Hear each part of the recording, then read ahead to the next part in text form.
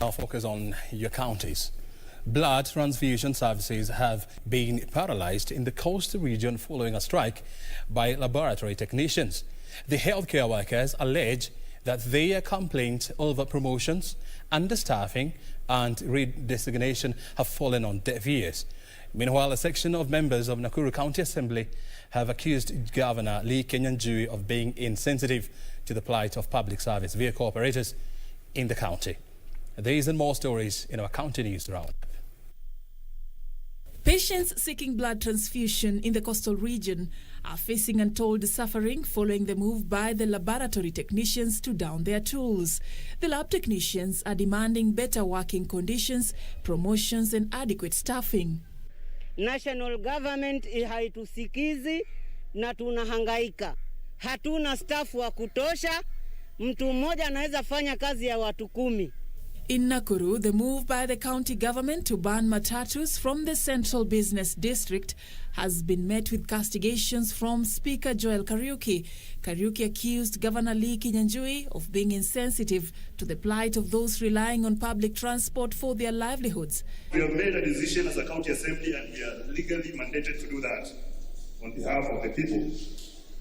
Even without consulting us back, unatumiwa polisi, unatumiwa askari.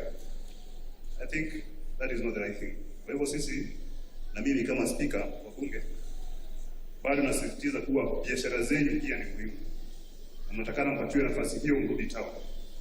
And 2 people escaped narrowly when their vehicles collided head-on at a notorious black spot at Konambaya along Kisumu-Kakamega Highway. The driver of the saloon car is reported to have lost control and his vehicle veered off the road, ramming into the lorry. Meanwhile, players in the oil industry say cessation of movement affected the petroleum business in a big way.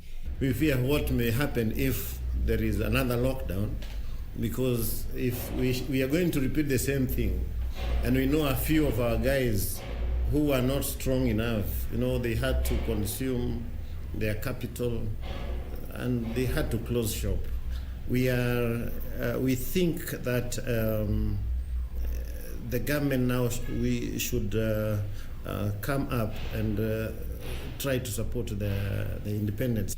Finally, Narok North Member of Parliament Moitelelo Kenta has questioned the legality of the title deed issued to the Maasai Mara Game Reserve. The lawmakers say the title misses some critical aspects and wants the Ministry of Lands to conduct thorough investigations to clear any doubts.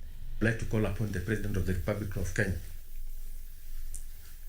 to recall this title, so-called title deed, because there's no title deed there, to summon the officers who gave this title, who purportedly gave it, and to sanction them, because this one is a height of criminal activity. For Channel 1 News, I'm Safin Acheng Oma.